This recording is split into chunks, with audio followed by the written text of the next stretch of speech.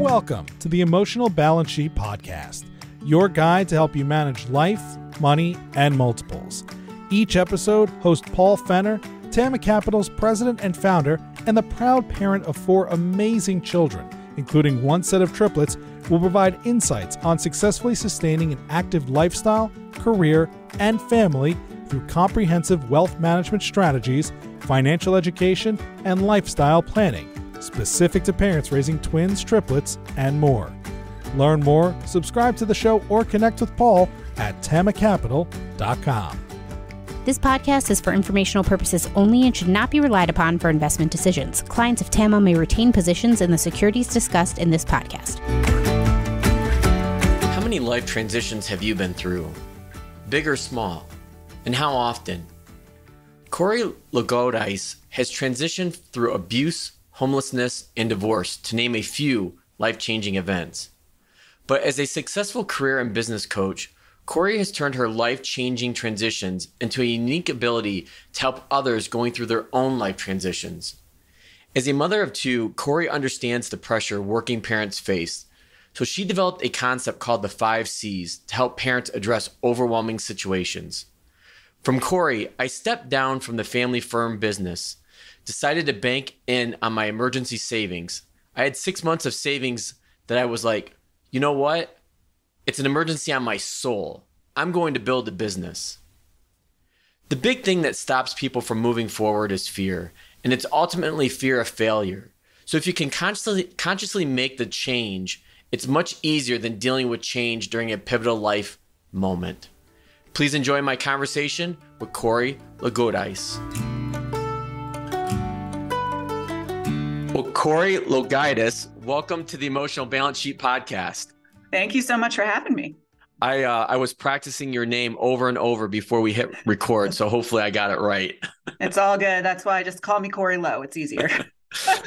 Well, Corrie, I'm excited to have this conversation with you today and really talk about your background and how you went from a single homeless mother to having this outstanding coaching practice of yours where you help people, not only parents, but individuals that are in transition. And if there's been one theme about this podcast the last 2.5 years since I started it, it's been this focus unintentionally on life transitions. And it's something that I have, it's probably a topic that comes up in every conversation I've had with people over the last couple of years. But the fact that I think we severely underestimate the number of transitions that we go through. And they could be big, like a career change or divorce or somebody passing away or, having a baby, all the big ones, if you will. But I think there's those small ones. And I think I've got a birthday coming up. I'll be 47 here in a few weeks. And my triplets just are in the process of finishing their last year of middle school. And I think about what a transition that's been, not only for them, but for me as well, trying to navigate, new and different drama and homework and conversations that I was wondering, like, well, how am I going to answer these? So it's life is full of transition. So that's I think that'll be at the heart of our conversation today. But why don't I kick it back over to you and have you walk through who you are, what you do, and then we'll get into some of the really details of your background. Sure. So I'll give the Reader's Digest version, which for the millennials, they'll be like, what's that? But everybody else will understand. So I have a very expensive piece of paper that says I could draw well. So I graduated with a fine arts degree, which meant coming out of college, I was waiting tables. I couldn't get a regular job. And this really upset my father, who at the time was the 2nd generation running our family's business. So he was like, why don't, instead of waiting tables, you come work for the family biz, and at least then, you're making some money. You could be a graphic designer, you're still doing artsy stuff, and kind of take it from there. So I take the position, and to my surprise, 15 years later, I'm running it as senior vice president. Never anticipated getting into business. And with that said, I loved the work that I was doing. At the time, I liked being with my family, loved being with my family. We were in electronics distribution, so it was a lot of relationship building, business development. I specifically was tasked with helping small mom and pop shops market and sell, because the more product that they sold, the more that my family's company made. Mm-hmm. But it was also a great combination of getting to work with big Fortune 200 brands as well, the big, electronics companies we worked with. So it was a lot of fun. And in general, things were going pretty well until those, life transitions that you were referring to before started popping up. So the first one for me was my son's arrival. So my son, arrived, and it really kind of brought light to the fact that I was in complete denial that I was in an abusive marriage. Because finally the arrival of my son made me realize, like, hey, what's going on is not okay. Like, it was one thing when it was me. It was another thing when there was that danger of it happening to my kid. So very, very suddenly, you described before that I went from being, like a homeless single mother. I literally one morning after having something thrown at my head was like, okay, this isn't happening. I'm bringing my son with me to school, to work, and ended up leaving my apartment, leaving everything, having my kid with me at work, and showing up on my parents' doorstep later that evening saying, like, I don't know what's up from here, but all I know is I can't, be in that relationship anymore. Was anybody aware, like, of the abuse going on? Was your family or parents aware of any of that? They had some inkling to it, but at the same time too, with the role I was in, and the pressure and everything else, and I'm a type A high performer, I masked it very well. So no one really kind of understood the breadth of what was going on. And to be honest, for anybody who knows me, who might be listening to this after the fact, who knew me at that point in my life, they might not even be aware that any of this had happened. So, I'm going through all this stuff, with my divorce and with my kid. I'm a single parent. I'm commuting at that point over 2 hours each way to get to my family's business, because I had to leave where I was living. And it was really, really starting to upset me. And I'm sure a lot of parents out there can definitely relate to this too, that I added up the number of hours I was paying my au pair to watch my son while I was working, and it was 20 hours a week. So I had this like aha moment that I was like, holy crap, you're paying her a part-time salary to go to your full-time job. Like, this isn't working. But you kind of kept going with it because you really don't think you have a choice. Right. You keep kind of going day in, day out, plus I also had this added responsibility that it's my family's business and I'm expected to do this. And in the meanwhile, my soul is crushed every single day that I basically get to see my son for an hour in the evening when I get home, and that's it. Like, I get no time with him at all. The real pivotal changing point for me wasn't until after I had finally rebuilt my life up. I had bought a house in a great school district. Things were going well at work. I was in a relationship and had been in a relationship for quite some time that was very healthy. And one day I was the one to discover that my partner took his life by suicide. So once again, very sudden change out of nowhere. And that day, the one takeaway that I have more than anything else, it really did change the trajectory of my life, because that was the day that I woke up and said, everything that you knew in your life this morning is not reality right now. We had plans, we were getting married, our kids were best friends, we had all this stuff. None of that's going to happen. What are you doing with your life, Corrie? Like, seriously, you have an opportunity to start over from zero. You've done it before. Like, what are you going to do now so that you don't lose this time with your son? And immediately after that, I made some really major, fast decisions where I stepped down from the family business, did not go over well. Let me real quick. So how old was your son at this point? He was 3. Okay. At that point. All that was over a 3-year kind of ramp up. So within 6 months of my partner passing, I stepped down from the family business, decided to bank in on my emergency savings. I had 6 months of emergency savings that I was like, you know what? It's an emergency on my soul. I'm going to build my business. I got a mortgage. I got a kid, whatever. Let's just see what happens. And within a couple of weeks, because of my business background, I had landed with my first paying clients. I had been an over 15-year veteran in the digital marketing industry. And so as a result, I built an audience of over 40,000 people online in 6 months, as well as multiple different press mentions. And within a year, I was a TEDx speaker. And when asked how I was able to manage all of those results on the heels of such a traumatic life event, I tied it all to a concept that I learned during the divorce that I call the overwhelm culprits, which I know we're going to talk about in a little bit. But it was really through harnessing like where I was lacking in those areas and addressing them that allowed me to continue to keep taking action, to be able to push through and see the results that I ultimately wanted to see to create a better life for me and my son.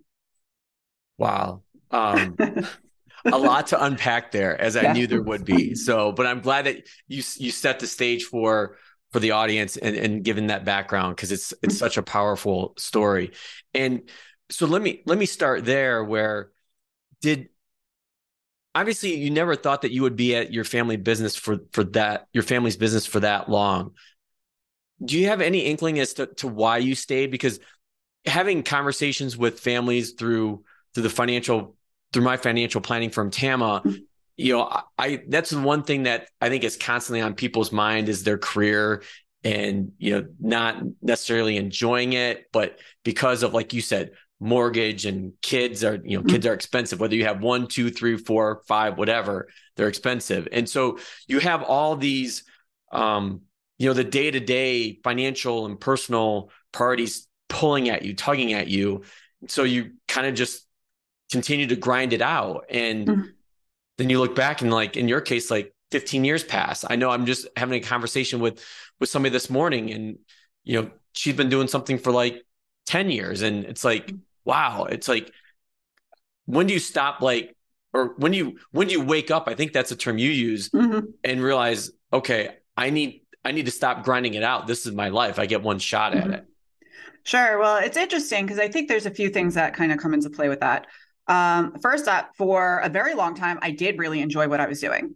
I love learning what I needed to learn about business. I do kind of feel that, entrepreneurship is in my blood in a way that I was a natural and kind of took to it and learning from my dad and my uncle and everybody else in the business.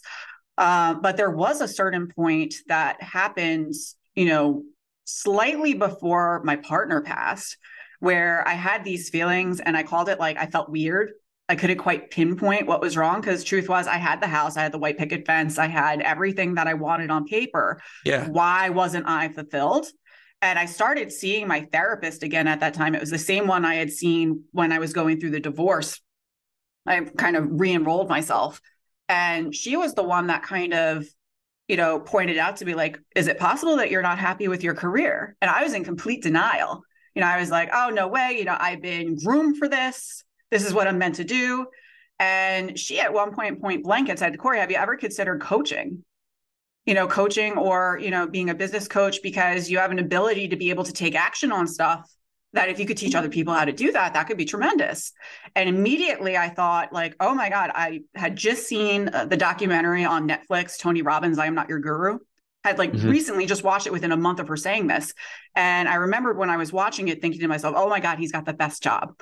Like, he could just talk to people and ask them a few questions and like transform their life in like a second based on how he like positions how they think.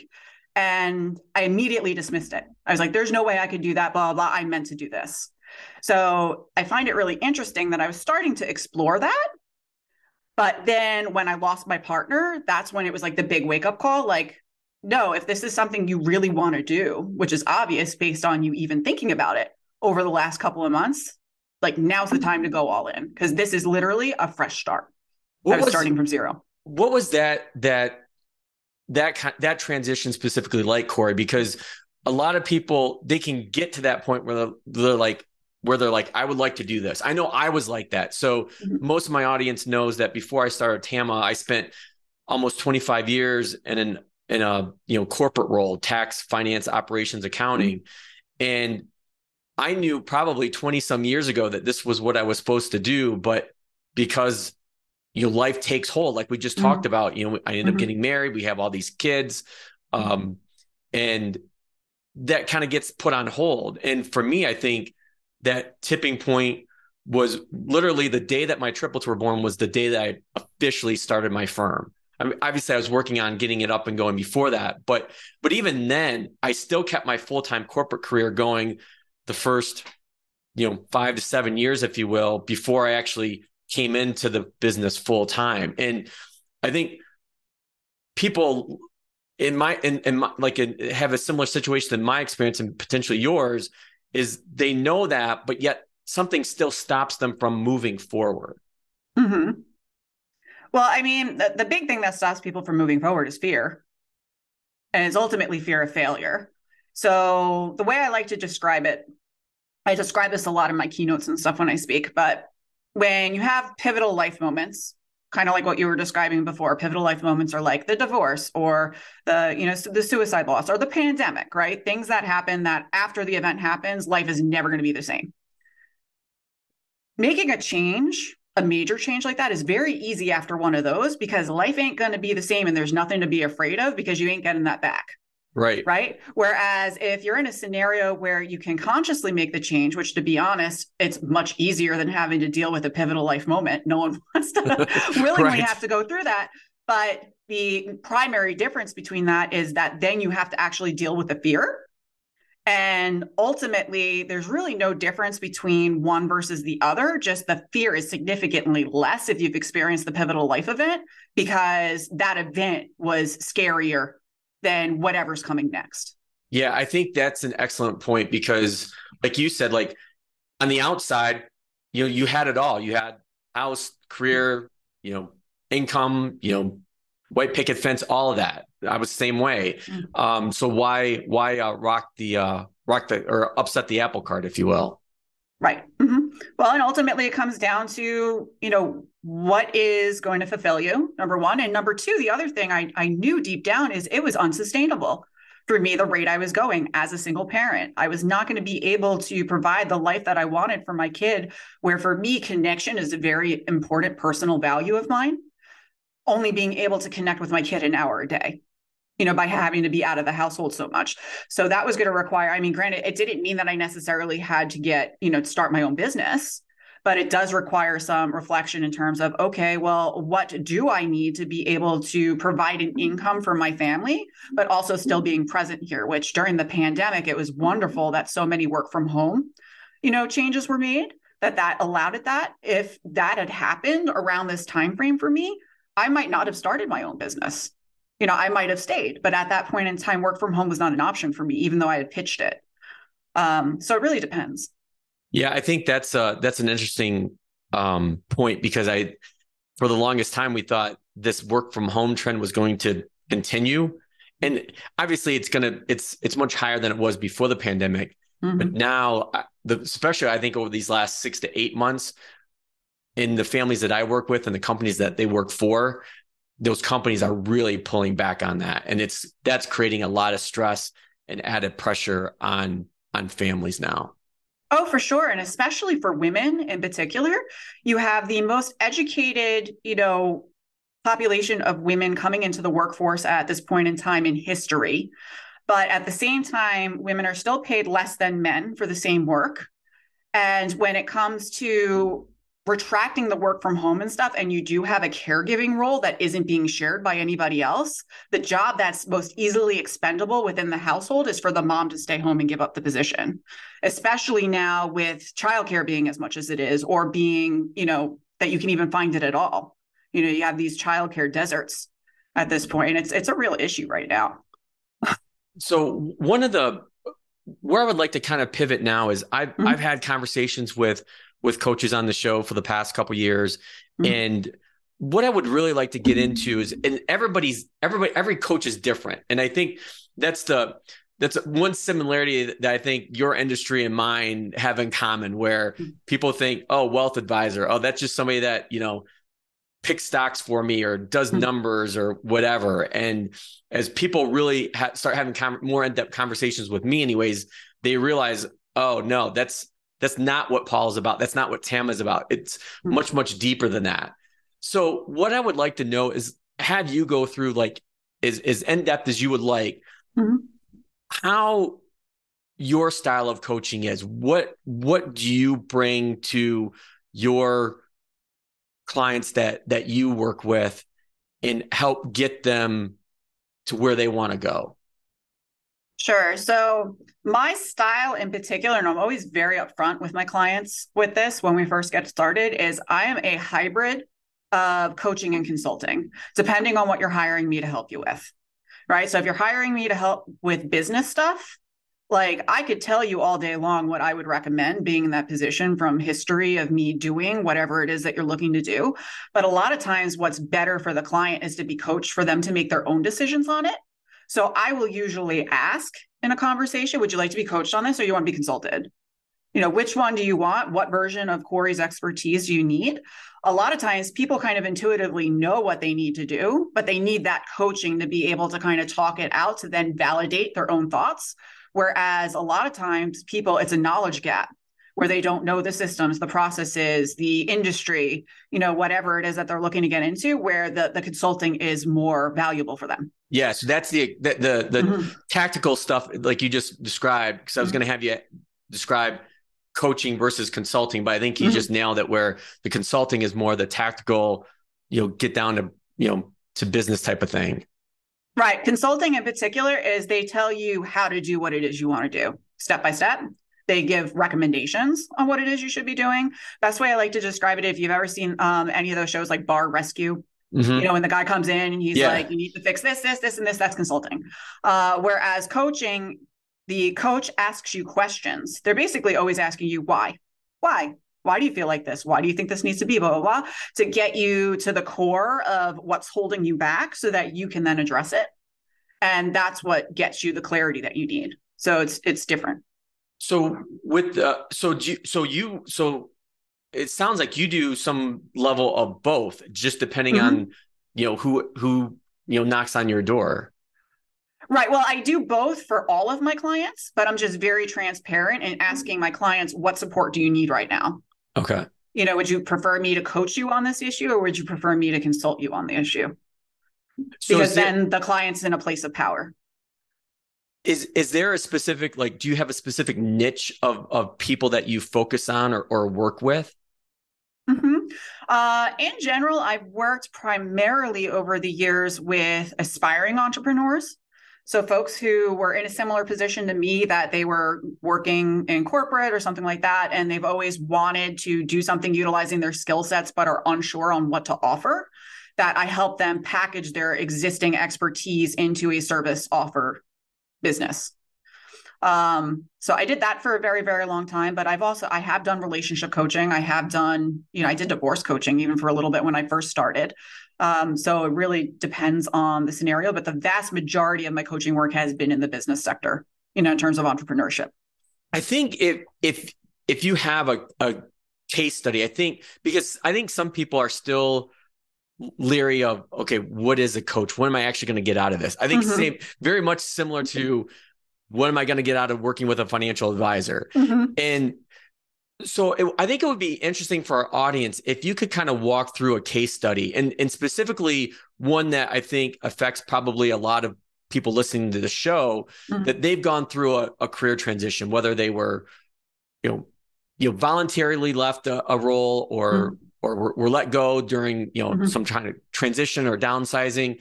But that transition point for them was some kind of career loss. Could you walk us through an example of how you start with somebody in that situation and walk us through the process of how to get them to not being, I guess, afraid? Sure. No, I actually have a lot of clients that fit that profile, especially during the pandemic. Yeah. That's when my business kind of for aspiring entrepreneurs took off during that phase, because I was getting a lot of questions from people with that exact situation. So one I could think of off the top of my head was a woman who had worked in high fashion in, more corporate roles for quite a while, and she was laid off. And she wasn't really sure at what point, what direction to take her business. And she had done some kind of consulting work in the past, but it didn't really work out. So she joined my program to kind of get some clarity, on specifically what it was that she wanted to offer. So one thing that I'm really big on, especially if I'm doing business coaching, is getting people clear on their personal mission. And whether it be in their business or in their career, what impact do they want to have on the world? And what would make them feel fulfilled as a result of being able to, deliver on that service for others? So some things that were really important to her that she was passionate about, which is interesting because it wasn't necessarily reflected in the work that she was doing before. She was very, very big on sustainability. Eco-friendly was huge component of things that were very important to her. She was also very physically active. So she loved doing yoga. She loved surfing. She liked being outdoors, which again, in high fashion wasn't really, the environment that she was working in. But as a result of that, she found a really unique opportunity based on all of her different prior work experience, especially in e-commerce. She was doing a lot of work with high-end retailers for their online stores, where she positioned herself as being an expert for e-commerce, but specifically for athleisure brands, which, as you know, during the pandemic, athleisure had was huge boom, right? Lululemon. Yep, exactly. So everybody was wearing, yoga pants, but she positioned herself as being able to help all of these upstart brands get going. And she built a really, really nice name for herself. And long story short, within 6 months of working together, she ultimately landed a gig as a personal stylist on the red carpet for the Oscars, wow. Which was really cool. But, had she not been true to herself and what was important to her, being able to position herself for those opportunities and be able to communicate exactly what value she had to offer people wouldn't have been a possibility. Yeah, without I think going through that process. That's very probably 2 to 3 years ago. I started transitioning a key critical part of my business to where I was starting to have families really focus on their purpose, which I think aligns to what you were talking about. It's basically your why.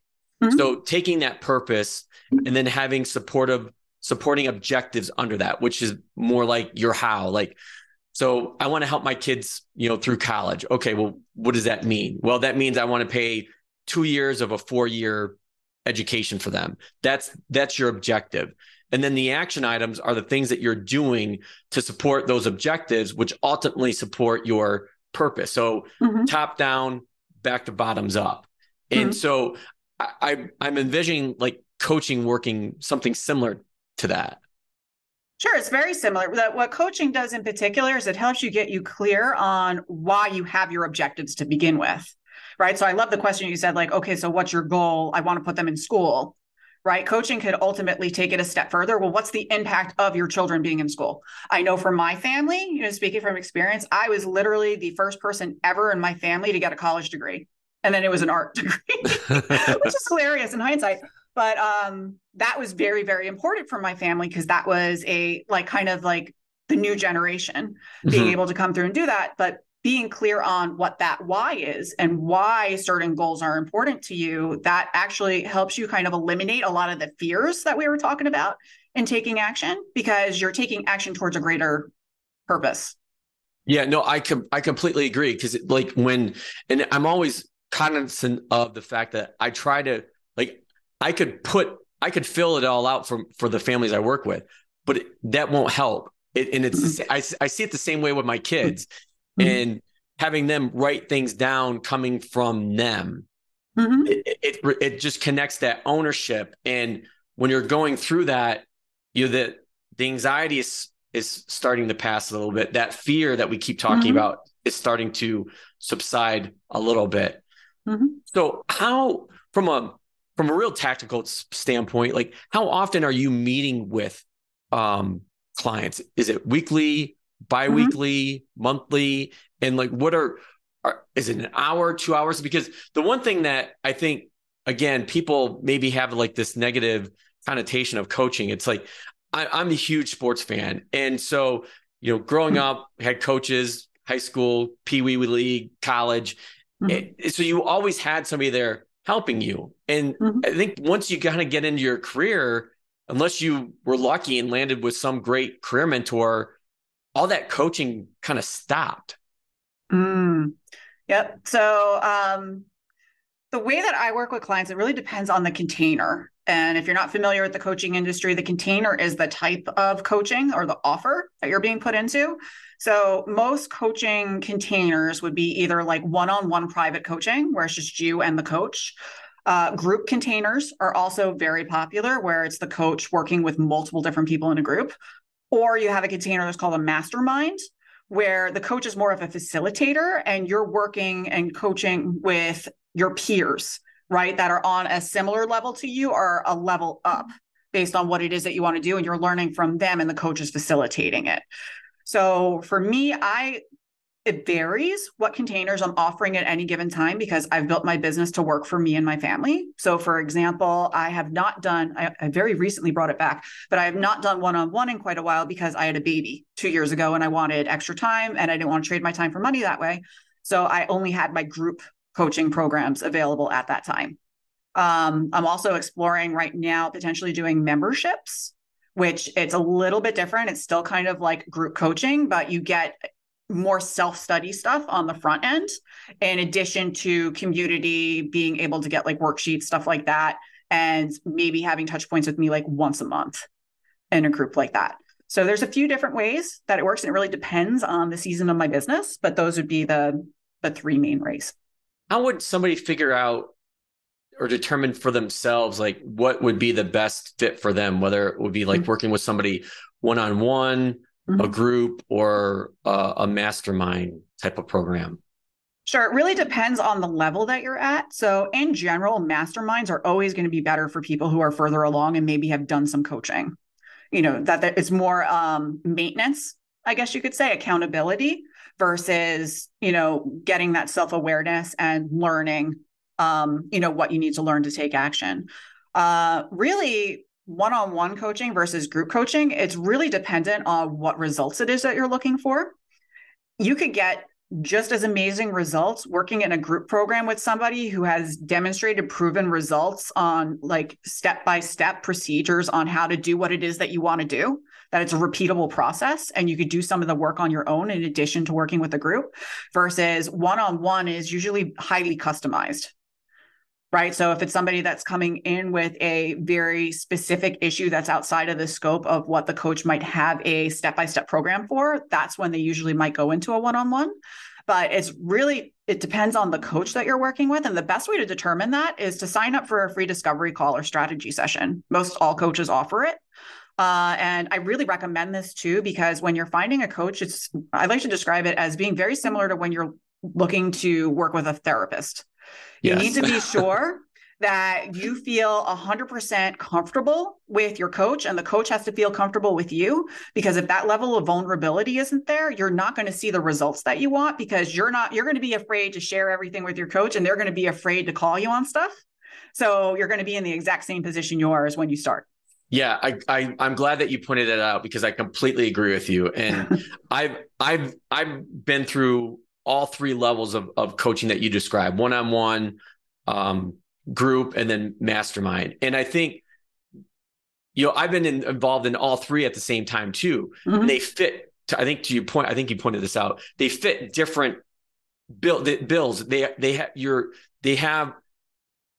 I have different outcomes for each of them. What I want to get out of one-on-one coaching is not the same as what I'm in as part of this group or the part of this mastermind, this other mastermind group that I'm a part of. So, and I also, you hit the nail on the head there too, where you got to find the right fit. It's kind of like therapy. I've had a therapist for the last 7-8 years, I think, and she's terrific. But before that, I talked to several people and I just couldn't get the right fit. And fit is hard to explain. It's like, it when you see it, or it when you feel it. Yeah. So I want to get to one of the hearts of your practice and who you are and how you came up with this, which is these 5 overwhelming culprits and how they're stealing working parents' time and sanity. So walk us through what exactly this is. How did you even come up with it? Sure. So remember when I was mentioning before that my therapist was like, oh, you should, be a coach. And I'm thinking in my head, like, oh, I should be like Tony Robbins. No way. Well, when she had recommended, she's like, no, you have a really unique way of continuing to take action on stuff where other people might feel stuck or overwhelmed or whatever. If you could figure out the framework for that, that could be huge. So I came up with this concept, and it's interesting too, because I didn't really come up with the concept until after I already got the TED talk. And I was like, oh crap, what am I going to talk about on TED? So I hashed it all out for that. And it was basically me tying together, okay, well, what were the things that I found I was overwhelmed with during my divorce and how did I address them? And then I ultimately ended up using these same exact strategies during my suicide loss when I quit my job and started my business. And it ultimately resulted in the crazy, results that I got.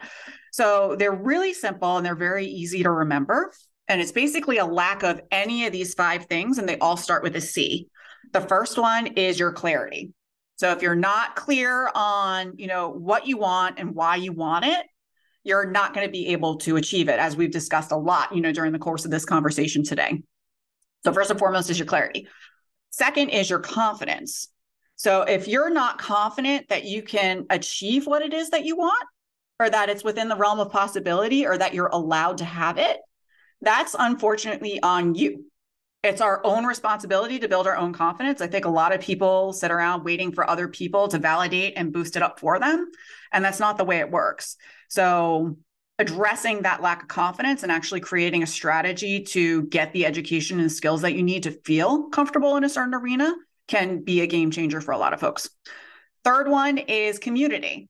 So the famous motivational speaker, Jim Rohn, once said that you are the sum of the 5 people you spend the most time with, or you are the average, I should say. And this is so true. So if everybody you have surrounding you doesn't believe you could do what it is you want to do, is upset that you want to do what it is you want to do, or doesn't think that they can do it, you're not going to do it. Yeah. Right? You're going to kind of stay where you are. So that requires you changing that support circle and really curating who you want to keep in it. And the fourth one is, I call it conditioning, but it stands for mental health and physical health. So it's how do you take care of yourself, right? And especially for working moms in particular, this one's crucial because we say yes to everybody at the, detriment of having to say no to ourselves. So in general, if and for so many people too, through this process, you want so desperately to pour into other people, but you have to be able to pour into yourself in order for that to happen. So for people who are a type A overachiever, like I was, this was actually my biggest issue through the course of everything I was doing. I never stop. I don't take time for myself. I don't relax. My physical and mental health is usually the first thing to go. So making sure that you're creating strategies to protect that for yourself will keep you kind of moving. And then last but not least, it's consistency. So a lot of folks, they have great ideas and great intentions, but they just don't take the consistent action in order to see it to fruition. So I love to say, and this is so, so true, if you want to lead an extraordinary life, it requires extraordinary action. Because if what you were doing today was sufficient to get you what you want, you would already have it. You have to do something that's over and above that and do so in a consistent manner in order to be able to see the results you're looking for. I absolutely love these, and I think it's because they're how you laid them all out. They all tie to each other, and there's a lot. Your first one was clarity. I think there's a lot of clarity there. So how do you make sure that it's so you? If I'm thinking of a stool right now, I'm thinking of a 5-legged stool with each of these on it. Mm-hmm. And you start taking one of the legs away, obviously the stool starts getting wobbly. Mm-hmm. So how have you learned that they all work together? And then how do you kind of pinpoint when one of the legs is about ready to crumble? Sure. Well, that's very much a self-awareness situation. So, awareness. It's always awareness. It's all awareness. And I do have tools and resources and stuff that I provide for my clients. And Actually, for your audience, I have a free quiz that you could take. It's corrielo.com/overwhelm culprit. Yeah, I'll make sure that we link to that in our show notes. Perfect. And then your TED Talk. You can learn which one is your culprit, at the moment.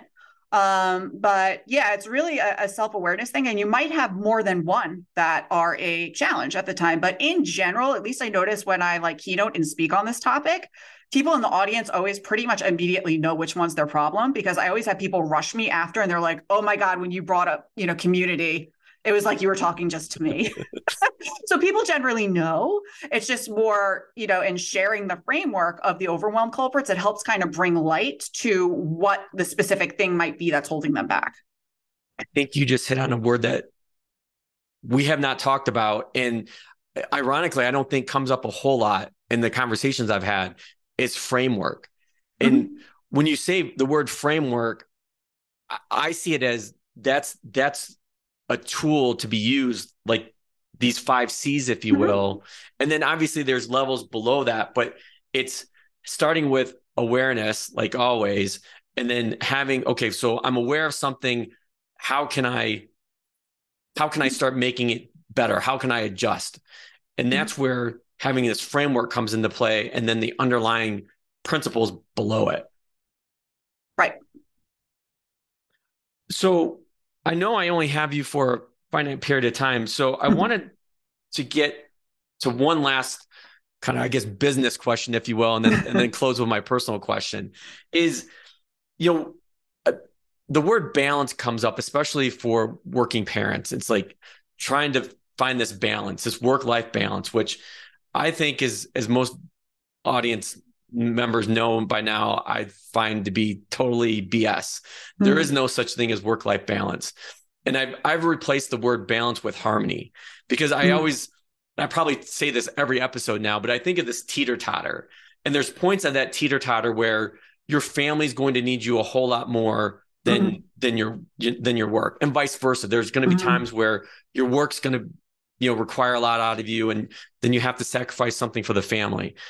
How do you walk people through trying to find or create harmony between family, business, work, and life? Sure. For me, it's all about intention. So, and again, it changes, like you said, because during different stages of your life, you're going to have different intentions that are priorities that mean you're going to have to make changes in order to be able to accommodate them. So when I was working as the SVP and I had my baby and I was getting to see him an hour a day, that was no longer working for me. So for me to bring that harmony back into my life, I had to change my working arrangement into a way that I was able to work from home or work for myself. I very easily could have done it finding an employer that had work from home options, right? But that was like the core thing I needed to change to bring that balance back. But I had to be intentional about knowing specifically what it was that was out of alignment in order to bring that harmony back. Okay. So that will bring us to my closing question I ask all of my guests, which I'm really interested to hear your response on this, is what is the best thing about being a parent? My God, I think the best thing about being a parent is watching your children grow up and experience life. And at least for me, I get the most joy out of seeing who they are authentically and how they interact with the world. Sometimes it's stuff that I do intuitively that they kind of like naturally picked up from me. A lot of times it's stuff that's very unique to them that I see as this like beautiful gift. And that is just, it makes my day every single day. It's my favorite part of being a parent, watching my kids interact with the world. Well, like I said, I've been doing this show now for over 2.5 years, and it's definitely the highlight of every conversation and bringing that up. Because the responses are just extraordinary and impactful and in depth as well. Right. So Corrie, I can't thank you enough for being on the show. Like I mentioned earlier, we will link to your website where people can take that quiz and find out more detail on the 5 culprits that we talked about, and additionally link to your TED Talk, which I highly recommend. So thank you very much for being a part of this conversation, and I'm sure we'll have many more to come. Thank you so much for having me. Thank you for listening to this episode of the Emotional Balance Sheet Podcast. Please visit tamacapital.com to subscribe to this podcast or to connect with certified financial planner and registered investment advisor Paul Fenner of Tama Capital. And please join us again next time on the Emotional Balance Sheet Podcast.